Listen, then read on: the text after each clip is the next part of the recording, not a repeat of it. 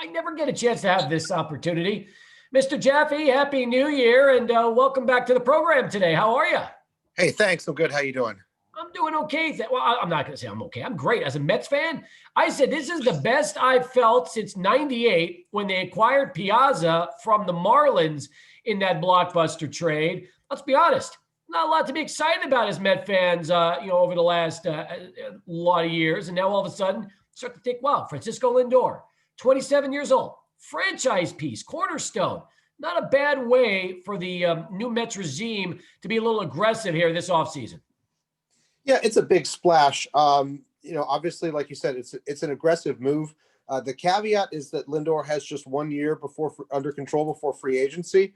The Mets, I don't think you make this move without intending to try very hard to retain him via a deal similar to what the Dodgers did when they traded for and signed Mookie Betts to a 12-year, $365 million extension. I'm not saying those are the numbers the Mets have to adhere to, but it's going to be a $300 million plus commitment for them.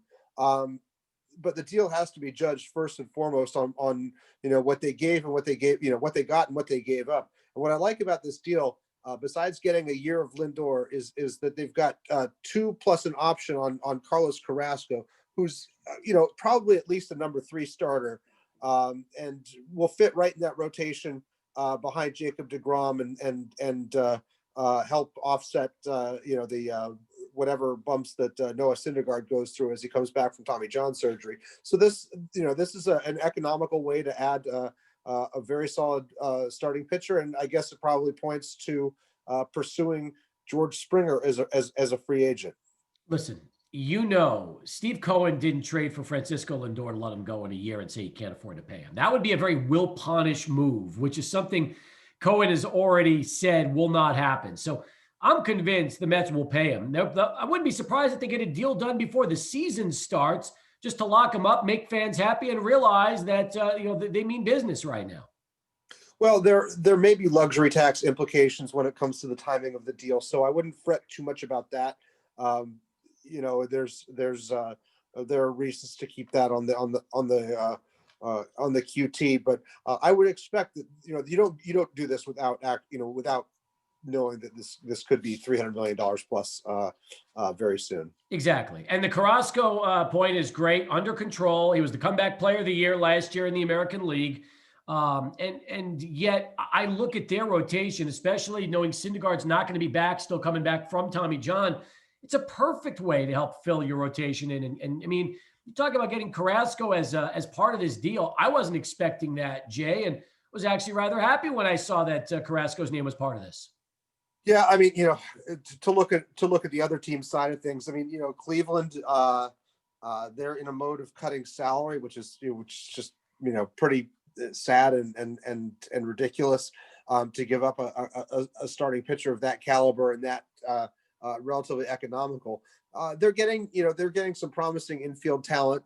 And the Mets, look, they may have had something in Andres Gimenez. I think, and even Ahmed Rosario. I think it was a little early to give up on Rosario, given what he showed in the second half of 2019. So, it's not like they're getting off of this scot-free. The other 2 guys, they're well-regarded prospects, but also kind of, lottery tickets at this stage, chance they turn into usable players. So it's a lot of talent to give up if you're just getting 1 year of Lindor, and 2 or 3 of Carrasco. But if this pans out, this could be really big.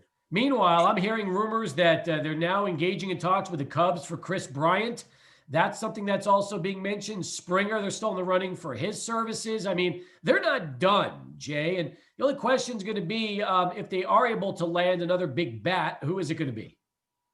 Yeah, I haven't heard anything as far as Springer, but I've been a little bit out of the loop here. I started my staycation today, taking some time off after the Hall of Fame ballot series at Fangraphs here. But Springer's a name. Obviously, we've been hearing that for weeks that they're going to be in on Springer. We know he's had significant interest from the Blue Jays, probably some other teams as well. I think Steve Cohen believes he can win any bidding war right now. And if he's not going up against the Dodgers and the Yankees, that's probably true.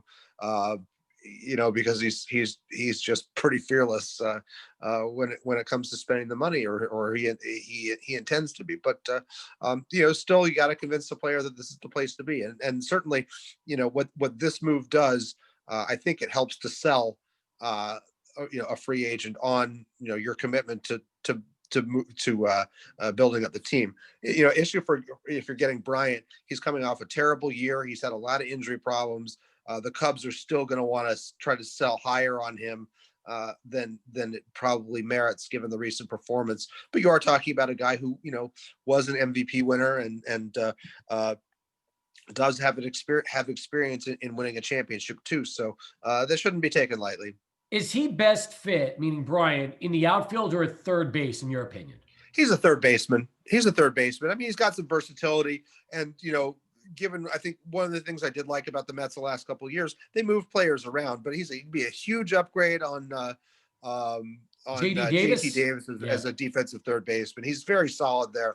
And probably, I think the outfield, it made more sense when the Cubs had guys they could play at third base to just sort of squeeze extra bats into the lineup and things like that. But I think you'd rather have him at third base because his bat certainly plays there. And it's interesting now too, because with the DH rule probably gone this year in the National League, you're looking at, you got two first basemen and Dominic Smith and Pete Alonso.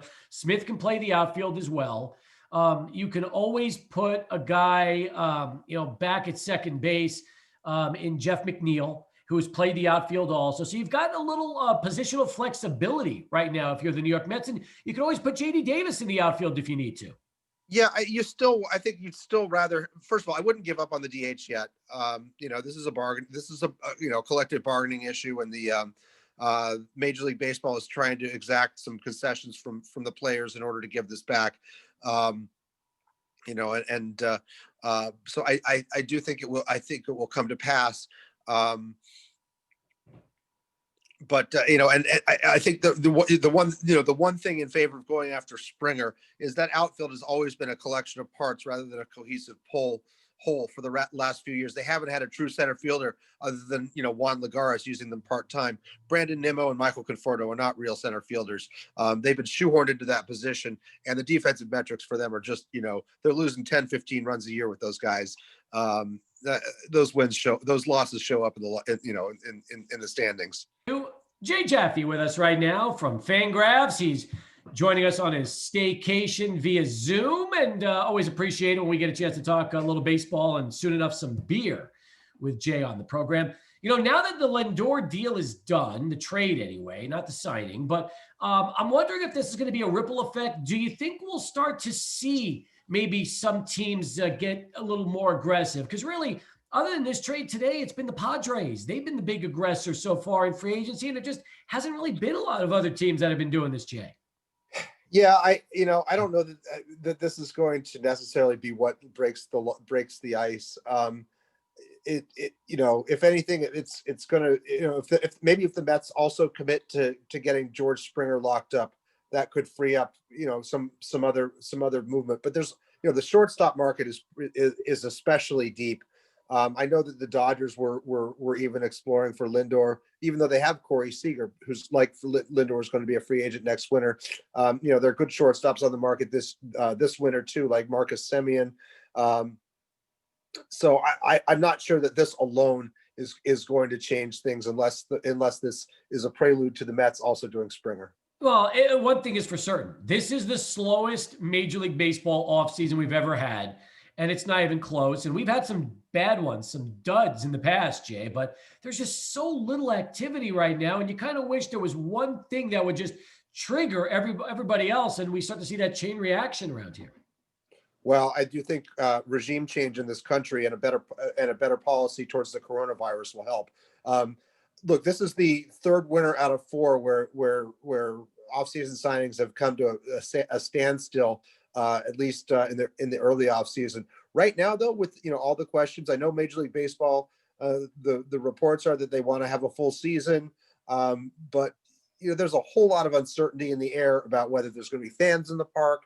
and things like that. So, while I am not going to make any, excuses for the owners, I do think that the lack of clarity on all of this stuff certainly makes it more difficult for everybody, including the players. I think to figure out when the time is to settle, and when how long you can hold out here. Jay, we don't even know what the minor league season is going to look like. That We didn't, there's that too. We didn't have a minor league season last year, and now that baseball has sent that memo to all the minor league teams, and we've seen these 10-year agreements, and everything is changing right now. MLB wants a much bigger piece of the pie, and they want to be in control. That's going to be another big storyline to keep an eye on over the next few months. Yes, and getting back to the hopes for a minor league season. I mean, I do think hopefully we'll see something, but I know that one facet of what's been reported is that players below AA will report to spring training after the upper level guys and the major leaguers clear out. For volume issues when it comes to spring training facilities. So those lower minor league seasons are going to be shorter than they generally are. Do you think that the AAA seasons could be closer to normal, just given the circumstance and who's going to be there? I mean, I think it will probably, hopefully, run on a similar track to Major League Baseball, unless there are, the full-on kind of lockdown conditions that that MLB played under. I mean, it's a lot of it depends on how the vaccine rollout goes and how the rates trend in major league cities, and none of us can say that with certainty. But I do think that with a new presidential regime and new actors in terms of implementing policy at the federal level, that we probably can do better than what we've seen so far. And you're still hearing no fans, right? Yeah, I mean, I think it's very difficult to conceive. I mean, I'm sure Major League Baseball wants fans. I'm sure they want to try to do something along the lines of what they did in the NLCS and the World Series. But even that right now is probably a long shot until they get infection rates under control. I'm with you on that one. All right, so you're on your staycation. It means you get to drink some beer, spend time with the family. Before I get your beer pick of the week, I'm going to throw you a couple of these. Now, this is courtesy of my favorite brewery in town, Dead Beach. So look at this. This is a Dead Beach peppermint double stuffed. Jay, look at that. That's going to check in at 9.5, and it's their Imperial Milk Stout brewed and finished with Oreo cookies and peppermint. So that strikes fear in my heart. It's not gonna strike fear in my stomach. I'm gonna be really enjoying that one. And then here's the other one. This is a bomber. This is the Razzle Dazzle. So this checks in at 8.9%. And here is the Razzle Dazzle. It is their Abuela Imperial Chocolate Stout made with Ibarra Mexican chocolate, finished on raspberries as well. So you've got raspberries, you got the chocolate stout. It's the Razzle Dazzle. I'm excited about that. Jay, if you're in El Paso, I'd be having a nice time with you this weekend. We could have some really good ones. That one sounds right up my alley. There's a great Imperial Stout called Mexican Cake that goes for that chocolate and pepper and combination. It's just a great combination for a stout. I'm not so sure about the peppermint one myself, but I wish we could have a beer under happy circumstances together sometime here. I brought along one here. I've got the visuals here. Not that it's gonna be lost on your listeners, but it helps me remember what I'm talking about here. This is Intersect from Torch and Crown Brewing, which is a new brewery in Manhattan. This is their it's a hazy session IPA with Mosaic, and I believe it's also got Citra in it. I cracked this open last night, and honestly, it took me to looking at the label again to remind me that this was a session beer. It was that hopped up and flavorful that I was very impressed, because I didn't think it was gonna, that something that was labeled as session beer was going to have that much character, that much flavor. Very, very tropical, typical Northeast, very melony.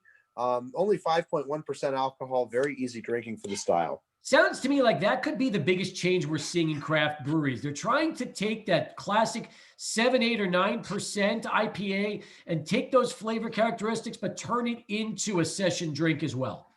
Yeah, I think so. I think that's it's a good trend. It's certainly if you want to sell more beer, you get it so people could drink 2 or 3 of these in a night instead of 1 or 2. Yes. You're gonna move more product. Is there any way that over the next few weeks you can ever on the Zoom call give us a tour of your fridge and we can see what beers are in the Jaffe fridge just to get an idea of what some of the Maybe next at some will be? point we'll do that. I'm not right now. Okay. That fridge is scary right now. Fair enough. Well, listen, enjoy your staycation and hopefully we get a chance to come back and talk to you again next week, Jay. All right, sounds great, Steve. Thanks a lot.